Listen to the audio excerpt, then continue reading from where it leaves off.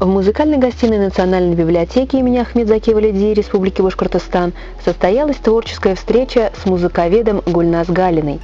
«Яблочко от яблоньки недалеко падает», гласит известная пословица.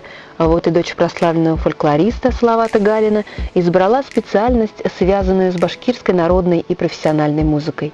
Гульназ Галина – кандидат филологических наук, доцент кафедры этномузыкологии факультета башкирской музыки Уфимского государственного института искусств имени Загира Исмагилова, член Союза композиторов России и Башкортостана, а она – автор монографии Хусайн Ахметов «Жизнь, творчество, время», Загир Исмагилов, Башкирская национальная опера как документ эпохи, книги Тамара Худайбердина. Также Гульназ Салаватовна – автор раздела «Музыкальная культура», учебника по культуре Башкортостана для общеобразовательных школ, учебного пособия «Башкирская народная музыка», предназначенного для высших и средних учебных заведений, автор статей о творчестве видных мастеров искусств. Сегодня она у нас в гостях.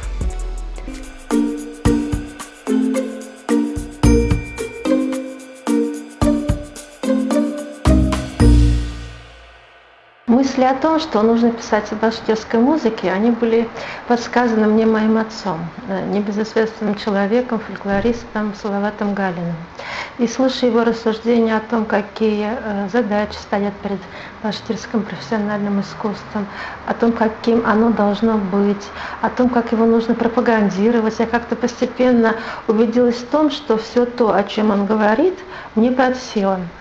И вот я помню, где-то в классе девятом я здесь, в Республиканской библиотеке, очень много читала книг. И вот я помню, в тот момент я читала конкретно книжку про оперу в России «Севильский цирюльник». И вот это была такая тоненькая книжечка, ну даже не книжечка, а брошюрочка, что ли.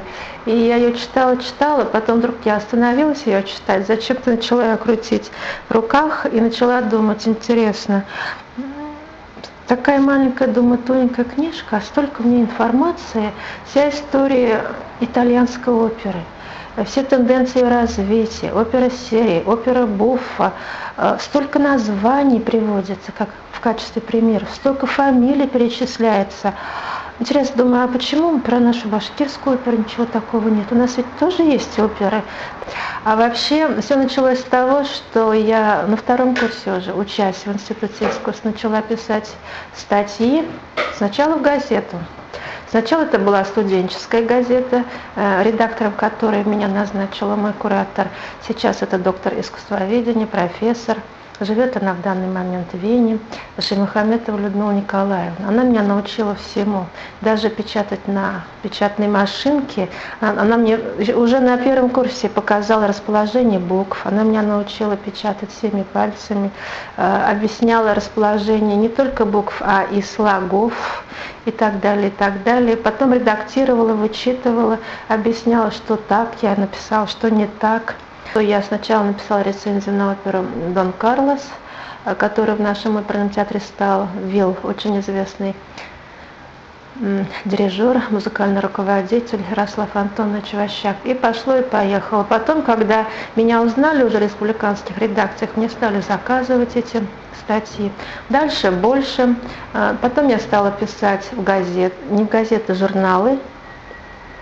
Это уже начиная с 90-х годов, когда вот в связи с суверенитетом у нас в республике очень многие журналы и газетные издания были организованы. И журнал «Ватандаш», и журнал «Тамаша», и газетный статус у нее «Рампа», я имею в виду, и некоторые другие. Вот. Потом еще больше. Потом вот постепенно я пришла к написанию книг. Мысли о книгах, они, конечно же, были, внутри где-то зрели все эти мысли, но вы знаете, для того, чтобы начать все-таки писать, это ведь, во-первых, объем, во-вторых, это какой-то уровень уже мыслительный должен быть совершенно другой. В-третьих, вот для того, чтобы все-таки начать писать книгу, должны быть какие-то внешние благоприятствующие условия, что ли, какой-то толчок должен быть. И вот таким толчком стал план, кафедра теории музыки, на которой я работала уже, начиная с 1984 года. И этот план опять-таки составил Людмила Николаевна Шаймухаметова, человек, которого я считаю своим педагогом по специальности. Она, собственно говоря, сделала из меня музыковеда. Ну так вот, по ее плану педагоги кафедры теории музыки должны были написать какие-то научные работы. И вот мне досталась научная работа про Хусайна Файзуловича Ахметова, нашего крупнейшего композитора. Мне в этом плане, знаете, очень повезло. Если бы мне доверили, например, Муртазина или Смогилова или кого-то еще другого, я вряд ли бы взялась за эту работу. Но дело в том, что Хусайн Файзулович Ахметов, вот, он на фотографии, он всю жизнь был другом моих родителей. Знал меня всю жизнь, с рождения, наверное, и поэтому как-то стал со мной общаться и раскрываться. Ведь для того, чтобы рассказывать о своей жизни, это какая-то доля исповедальности требуется. Мы с ним встречались в течение нескольких лет, но все-таки вот работа над этой книгой, она совпала с 1992 годом. В 1992 году, когда он был уже тяжело больной, 78-летний человек, и мне приходилось постоянно ждать, когда у него температура спадет, давление спадет, когда ему станет легче, когда он будет в состоянии говорить. Я даже сейчас думаю, что если бы перед ним был кто-то другой музыковед, он, может быть, и не стал бы так вот вспоминать свое детство, юность, молодость, жизнь, то есть общаться, потому что он действительно был очень плох. Книга Хусайна Файзуловича, на мой взгляд, это музыковедческое рассмотрение в таком первом приближении. Там особой, как мне кажется, глубины нет, но, по крайней мере, концы с концами я свела, и все, что можно было вот на тот момент, на 92 год, у него расспросить, я все расспросила. А умер он, как вы знаете, в январе 1993 года, не дожив ровно год до своего 80-летнего юбилея. Даже для того, чтобы написать какую-то обычную рецензию на оперу, на балет, нужно иметь и кругозор, нужно уметь формулировать свои мысли, нужно эти мысли иметь, в конце концов.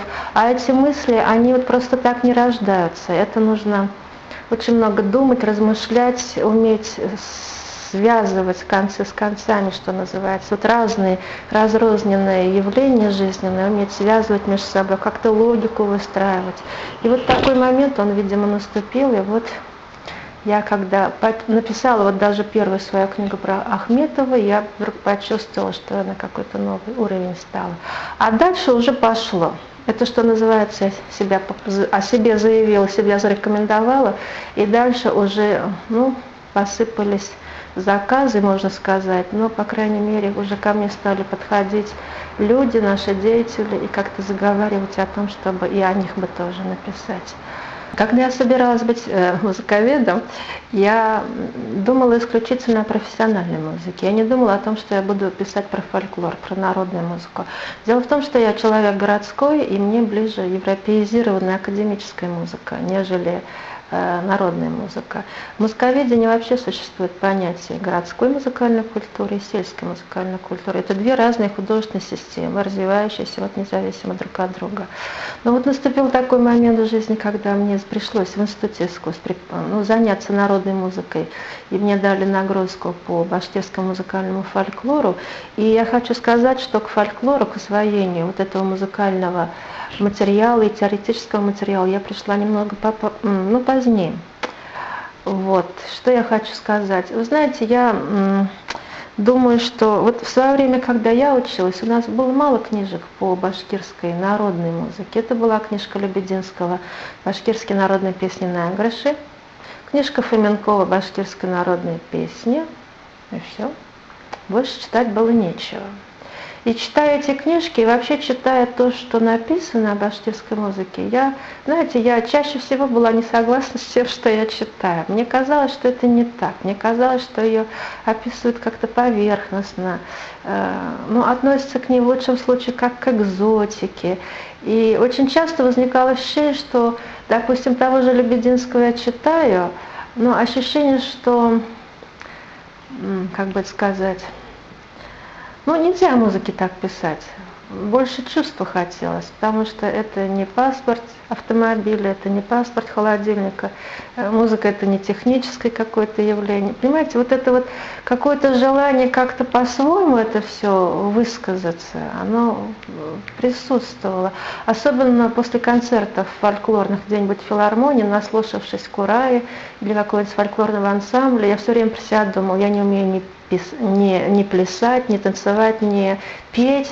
Так, а что же я могу-то сделать для своего народа? А я могу написать, думала я, вот про все это я могу написать. И одним словом, наступил такой момент, когда вдруг все жанры, все стили, все музыкальные явления, связанные с фольклором, они у меня в голове как-то уложились.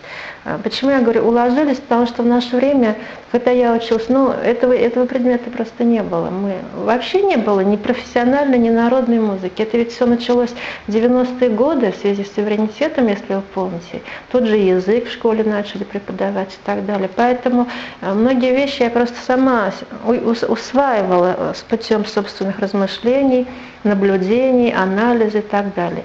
И когда вот я вдруг почувствовала, что я поняла, кажется, что к чему, я села писать, и в результате вот написала книжку «Башкирская народная музыка». Это мое собственное видение своей родной музыки.